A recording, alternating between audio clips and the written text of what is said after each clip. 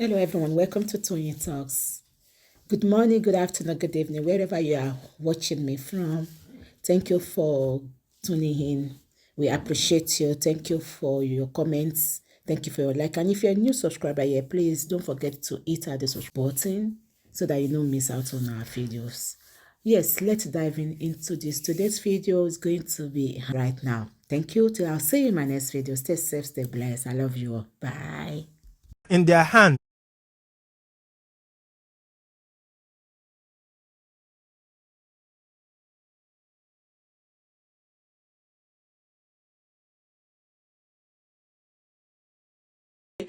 ẹ ti ń lò gbogbo èèyàn ti gbọ́kọ wọn gbogbo people and the young girl that ẹdìjọ bára yín sọ ẹdìjọ fàyàlùyà ìfàyàlùyà ó yẹ kó bí ẹ̀nà to die. Forget good man. Forget good man. Ìfàyàlùyà ní now ó ti bára wọn sùn now. Kí ló wá le tó yẹn? Ó dẹ̀ sì fẹ́ bá gẹ́ yìí sùn ni. Ó wà glaring. Mi ò mọ̀ pé ọmọ yìí fine tó yẹn. Ó fine gan ni. Ó yìí fẹ́ máa bá sùn. Ó yìí ń tara. Ó fẹ́ kí gẹ́ yẹn wá bẹ̀ òun. Ó fẹ́ máa bá sùn lọ.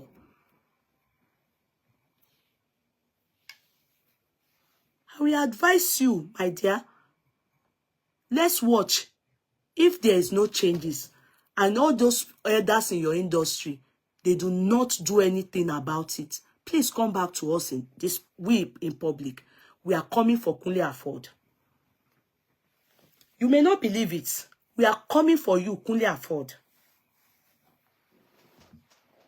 Sikiru, ó mọ̀ pé Sikiru Adeniyi Abiodun, ọ̀rọ̀ ọlọ́rọ̀ lobì ń kú lẹ́yìn bí àwọn ọkùnrin bíi tiẹ̀ ni. Ó mọ̀ pé wọ́n ti kú sáyé náà.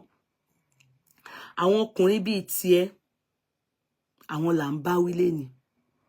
Mo yẹn ló ṣe dùn ẹ́ tó ṣe kọ ọ̀rọ̀ burúkú bẹ́ẹ̀ yẹn.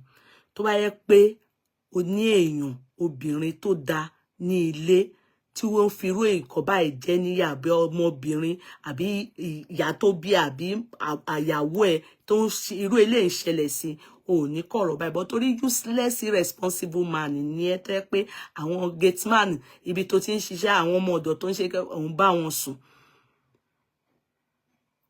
ló ṣe lè type báyìí ọkùnrin gidi wo lórí tó máa type báyìí ọkùnrin gidi wo tó wá láti ilé gidi tó jẹ́ olóríire ọkùnrin tó máa type báyìí Síkírù orúkọ ìgan ń rò ẹ̀.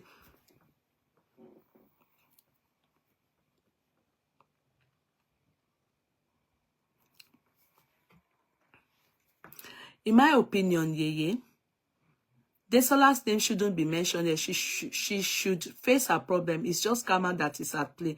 What useless karma? People should go and sit down, Jare. Desola carried the rumor of her dating her husband, and that led to her divorce. So she should call her dog to watch. I'm not which useless karma. So it's karma. Karma. The karma.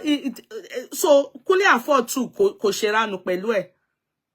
I don't like the way you people think. So karma tí ó ti play. Which karma ló play tó yẹ? Karma to play. Assuming pé ó gba Kunle Afod. You see pé nǹkan tí Mercy Aigbe ń ṣe fún yín, òun ló fit yín. Tó bá pé ó ti gba Kunle Afod, ṣé ẹ máa sọ jagbajantis tẹ́ ẹ sọ yìí. Ṣé ẹ máa sọ? Tó bá pé ó ti gbà, ṣé rí pé èèyàn bí Mercy ló fit yín. Èèyàn bí Mercy ló fit yín náà. Tó gba, ọ̀rọ̀ karma lélẹ́yìí ni. Àbí èèyàn kò rí ọkọ gbà. Wọ́n ṣe ṣìnà pọ̀ ní àtọkùnrin àtobìnrin, wọ́n ti jọ gbára wọn ṣe ni. Desola ṣì wà pẹ̀lú ọkọ ẹ̀. Desola ṣì wà pẹ̀lú ọkọ ẹ̀. No, I won't agree. Folusho, no. I'm not one of you to agree with that they should both deal with. No. Kunle Afod should leave her. Let her live her life.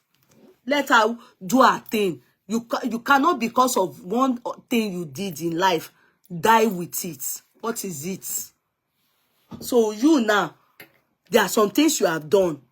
So for that reason, if you should suffer for that sin throughout the days of your life. No, I won't be with you people in that. If that is the case, then Kunle himself should not be in the industry. Everybody should finish. You can't say that Kunle should be enjoying. He still kept his home. She kama melo lefe ko je ko ni ọkọ mọ́ náà. Kí ló tún kù? Àdágbé àdátọ́ ló ń ṣe ọmọ ẹ̀ náà. So kó torí ọ̀tá ẹ̀ kó ṣàkẹ́ ọ̀rọ̀ yẹn kí torí ó bá Kunle àfọ́jì. So Kunle máa ti gbádùn ayé kóhun wá korí ẹ̀ kó kọ́ta ẹ̀ kú. No. Táyọ̀ kan bá tí ó bá jẹ́ pé kámà fẹ́ máa kámà káwọn méjèèjì kámà tán ni kí òun kí Kunle afford náà kí Désọlá náà fi Kunle afford sílẹ̀ kí yà já àwọn méjèèjì ni. How can you say they should both deal with it? Why? Kunle is not going through anything. Òun nìkan ló ń go through something. She's the only one suffering. Kunle is cool. He still has his home. They didn't succeed in destroying his own home. So what do you people want? Kama mélòó lẹ fẹ́ kó jẹ, nǹkan mélòó lẹ fẹ́, ìyà mélòó lẹ fẹ́ kó jẹ. Ìyà mélòó lẹ fẹ́ kó jẹ, kí ni nǹkan tó tún fẹ́ happen náà? She wants to use her talent to do her job now. Ẹ tún sọ pé no, ye kíni kan kí Kunle máa ṣèkà fún. Kunle continue kó dẹ̀ ṣì máa fìyà jẹ gẹ́ yẹn, káwọn men in the industry náà kó dẹ̀ máa fìyà jẹ gẹ́ yẹn náà. Ẹ dẹ̀ bẹ̀rù Ọlọ́run. Désọlá is with her husband. Bí ti ẹ̀rẹ́ ni tó fẹ́ gba Kunle náà lọ́wọ́ Désọlá náà. Tí ìbá ṣe pé gẹ́ yìí náà ní taste.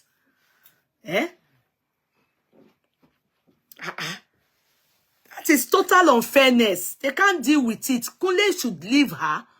Let her progress in the industry. Let people use her. Let people use her.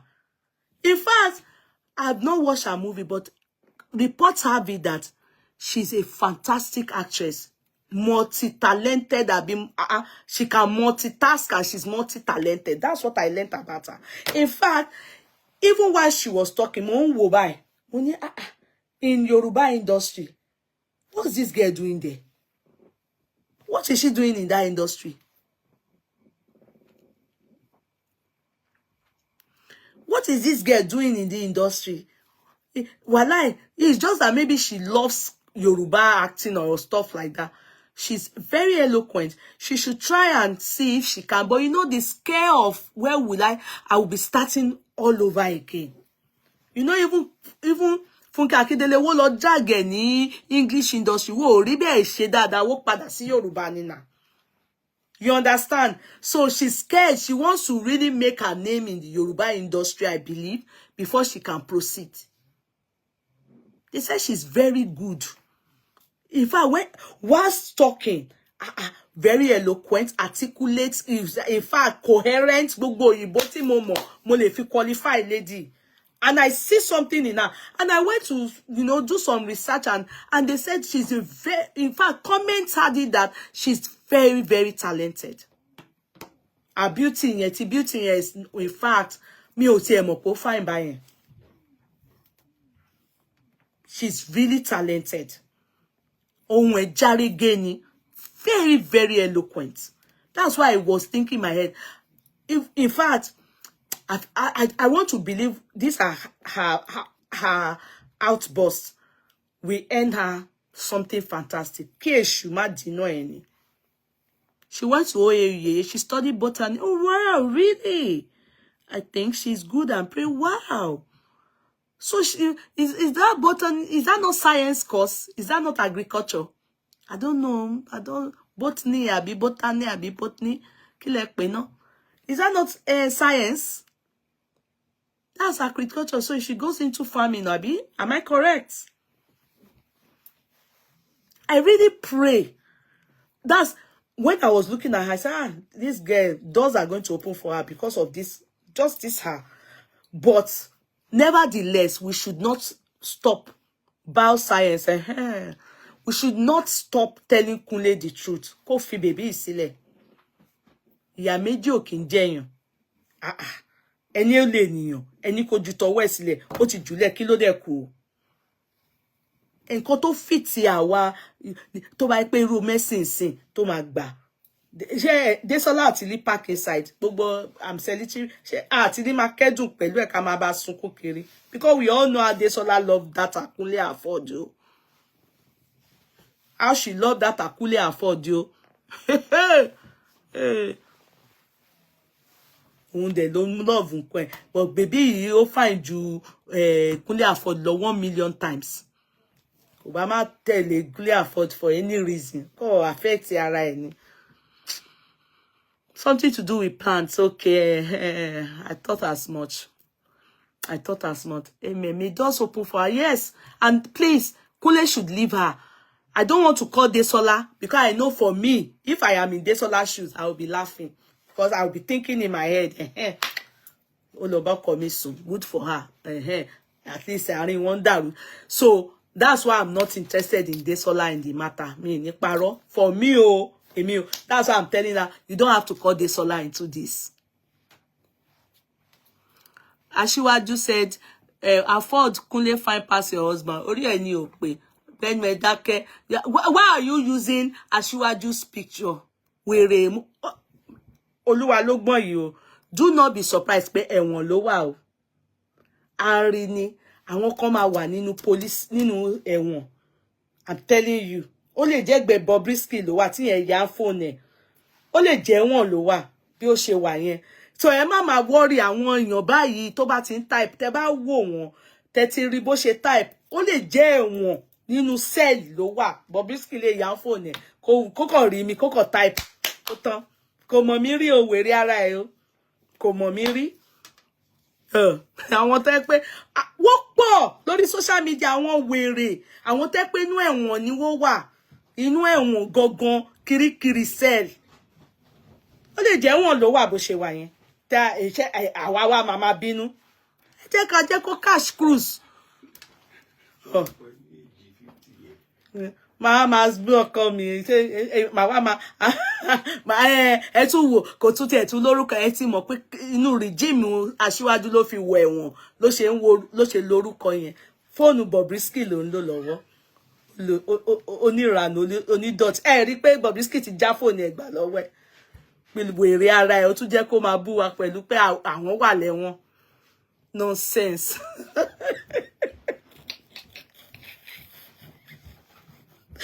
ara ti ta wọ́n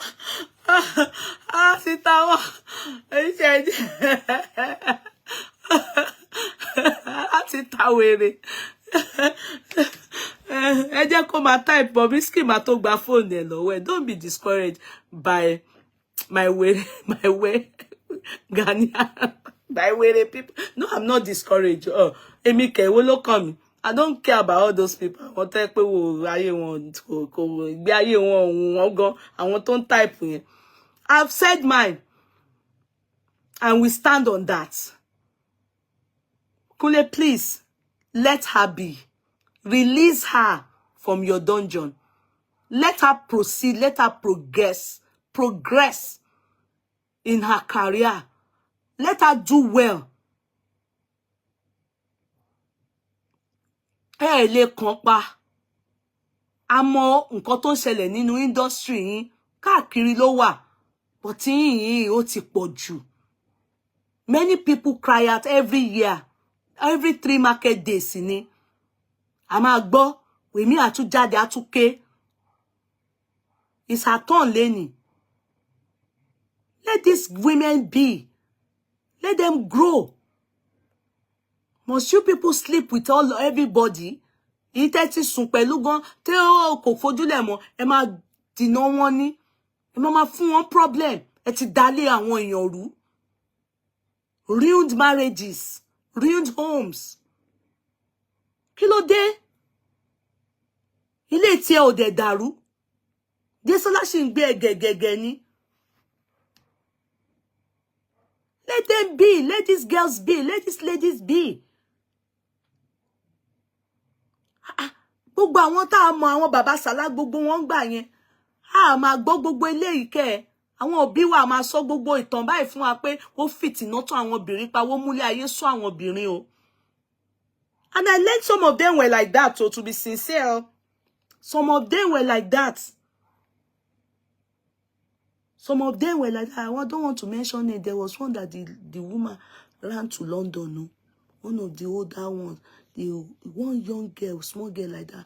Man, ó bímọ kan fún man àwọn, I don't want to mention àwọn àgbà òṣèré yẹn ni.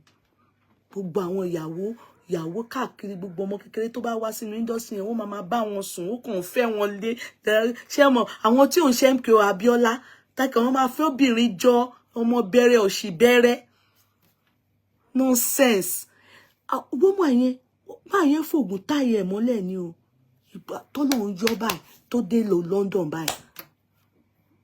Máa yẹn ti kún sìn. Mi ìfẹ́ mention orúkọ ni. Woman yẹn ìjọ tó sọ story ẹ̀ fún mi. Ìjọ tó sọ story ẹ̀ fún mi. Wọ́n tún máa ń múlẹ̀. But you people are not good. I can't speak louder, jare. When you are talking about what is not your business, amóhùn yẹn wálẹ̀ ni. Ó máa fẹ́ wọn lọ ní small girls nínú industry. So you can imagine. Didn't you know, Kunle Afo, didn't you know that this lady is a married woman? Ṣé o mọ̀? Okay, ilé ẹ ti dàrú, ẹ ti scatter gbogbo kí lẹ tún fẹ́, kí ló tún kù tẹ́ fẹ́ ṣe. What is left? You are ní karma. Ṣé karma yẹn ẹ fẹ́ karma pa ni? Ìwọ dẹ̀ fẹ́ o fẹ́ máa shine. Tí èèyàn méjì bá ṣe nǹkan tí ò dá, ó yẹ kí karma káṣẹ yín méjèèjì ni. So tóun bá ti gba karma, ṣé ìwọ wá tún máa jẹ́ karma ẹ ni? Ìwọ tẹ́ dìjọ ṣe nǹkan tún fẹ́ jẹ́ karma again. Èmi ò máa ríru eléèrí o, karma tẹ́yìn rí ní industry, Nigeria Yorùbá industry, yóò yàtọ̀ sí karma táwa mọ̀ o. Ó yàtọ̀ sí karma táwa mọ̀ o. Ipe méjèèjì lẹ wùwà tí ò dá now. Why only a karma will shop her finish and you karma won't eat you? Ayi rí ẹ, wàá ṣe lé, wàá ṣe àti ń pọ́n ẹ lé, gbogbo wa ti ń pọ́n ẹ lé. Ó bá dẹ̀ jẹ́ kí ìyẹn let people at least see you for that goodness that we are seeing. Let it continue. Don't choose and pick. Má dára níta kó terrible nulé, kó má ṣèkà fẹ́yàn lábẹ́lẹ̀, kó má bà tèèyàn jẹ́. That's what you are doing. So truly in your heart, this charity cause is fake. Because if you are doing that outside to sway baby them, and inside you are like this, ìjọ́ òní mo ṣe pọ́n ilé lórí platform lere pa ìmọ̀ gbogbo àwọn tó lọ ń ṣe orí pé very good, Kunle Afo. No, you are not good. You are wicked. Stop it.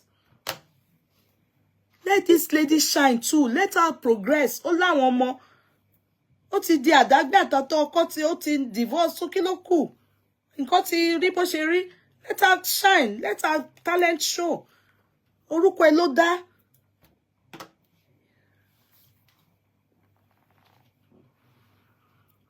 Orúkọ ẹ ló dá. Lead by example. As a leader in the industry, maybe by now they've started calling you a veteran. I don't know if you deserve the veteran. I don't know if you have reached 20 years in the industry. But at least, what you have recognize here, no. Let her shine. Let her do her thing. Let her put food on her table. Let her love her. And to kàwé ni. They said she went to Unifair. No wonder. Oh, sure now. You really seen it now. Oh, baby. Ọlọ́run fún ẹ ṣe o. Moti, you need to just be determined. If that's what you love to do, face it squarely. Face Kunle and his battalion squarely. If that is what you love to do, face it squarely. And we are watching. We give him some time again. Please cry out again if things don't get better. And many of us, we are not even going to be getting close to Kunle for now. We are going to be watching you. You can't come and be tricking the public, telling us you are a good person. Káwa náà máa fún ẹ, ká máa support, ká máa pọ́n ẹ lé, ká máa gbàdúrà fún ẹ. Àṣé ò ń ṣèkà, àṣé ò ń bá tẹmọ ẹnìkejì ẹ jẹ́. Àtàtẹ̀ dóra yín tán. Àṣé ò ń ṣe láburú fún. Àṣé ò ń jẹ́ lẹ́sẹ̀, àṣé ò ń bá tiẹ̀ jẹ́, àṣé ò ń gun lábẹ́rẹ́. Àṣé ò fẹ́ pa.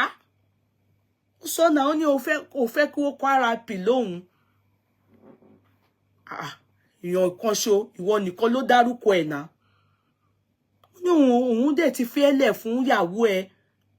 Àbí tí wọ́n bá ti mọ ẹ̀ṣẹ̀ ẹlẹ́ṣẹ̀ tó ti sọ pé I am sorry pé mo ti dáwọ́ kí ló tún kù? Kí ló tún kù? Ẹ jọ̀ọ́ o. Kí ló dé? Ẹ jọ̀ọ́ o. Ẹ bá Kúnlé Afọ́dì sọ̀rọ̀, ọ̀rọ̀ Kúnlé la gbé wá lítè ní o. Òun la rí o. Ta ní ká dá sí o. And it's an ongoing thing in that industry. Movie industry, music industry. Èwo ló sì ṣẹlẹ̀ tá àti 8 months a ṣì wà lẹ́nu ẹ̀. Ọ̀rọ̀ Mohbad bó ṣe bẹ̀rẹ̀ rè o. Naira Marley ni wọ́n fi bẹ̀rẹ̀ o. Bó ṣe bẹ̀rẹ̀ rè o. Tí gbogbo wa wá sọ létà pé ìgbà táwọn òbí ẹ̀ tí wọ́n rí pé ó lọ àlọ́dọ̀ Naira Marley ó yẹ kó ti mú kúrò ńbẹ̀ o. Ibi tí ó ti bẹ̀rẹ̀ àjò yẹn rè o. Bó ṣe bẹ̀rẹ̀ rè gbogbo àwọn tó ṣe pàdé àwọn òbí kú ẹ̀ ṣe ọ̀dọ̀ Naira Marley bẹ́ẹ̀ náà ni ìrìn àjò yẹn ti bẹ̀rẹ̀ o. Òun lọmọ yìí sọ pé bẹ́ẹ̀ náà ti ìbọ̀bọ̀ tó ṣe kú junior kìíní kan Don Junior àbí Pope Junior àbí kí lorúkọ òyìnbó mi actor yẹn bí ó ṣe fún títí rèé o. Conspiracy náà ni. Ọmọ yẹn ti pariwo síta ń sìn yín o. Ẹ jẹ́ àbá fẹnu sọ o ká pe Kúnlé to order. Kúnlé Afọ́dì and the other people in the industry. Your awareness, and we have heard all what you people are doing. We've always heard and we know. But at least this is an evidence. One person have come out and pointing, referencing clearly, with no iota of doubt, towards Kúnlé Afọ́dì. We are calling the attention of Mr. Latin Etel, who is the vice president of Mr. Latin. We are calling you people. This is wrong. Nǹkan kan ò gbọ́dọ̀ ṣe mo tí o. Ẹ̀yin náà ní ìyàwó tiyín, ẹ ní àwọn ọmọ tiyín obìnrin, ẹ ní life tiyín. So try. Ẹ jẹ́ kó ọmọ yìí náà ní life ẹ̀ kó fi share kó fi oúnjẹ sórí table fún àwọn ọmọ tó bí. Èèyàn nítorí pé èèyàn ṣe nǹkan tí ò dáa kó wá ní pé kẹ́niyẹn kú o. If not, kò yẹ kí Kúnlé náà wà ní industry, ó yẹ kẹ́ ti lé kúrò ńbẹ̀ torí òun náà ó ṣe é ni. Òun náà ń ṣèrànù. I beg to rise. I rise, oh, my people. So I see you people by the grace of God tomorrow, okay? So please spread the news. If you know Kúnlé Afọ́dì, go to his inbox and tell him to gba Jésù, kó gba Ọlọ́run, kó lọ ronú pìwàdà, kó fọmọ lọ́mọ sílẹ̀. Gbogbo àwọn ọ̀rẹ́ ẹ̀ nínú industry, gbogbo ìbàjẹ́ ènìyàn tí ò dáṣẹ́ Olúwa dúró tó ti ṣe, kó lọ já wáyà ẹ̀, kó lọ tú hùkẹ́ ẹ̀, kó lọ tú ẹran tó so mọ́lẹ̀, kó lọ tú o.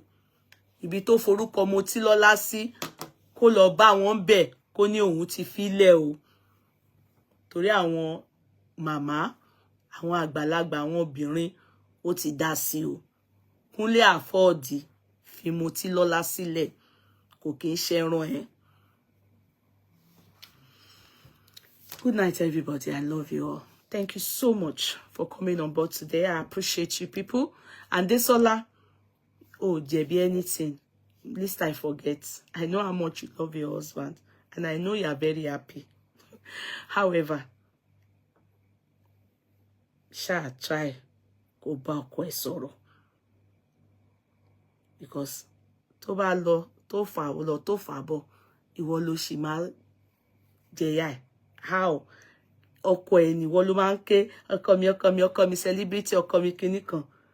Kò yẹ kó máa ṣe láburú fáwọn èèyàn.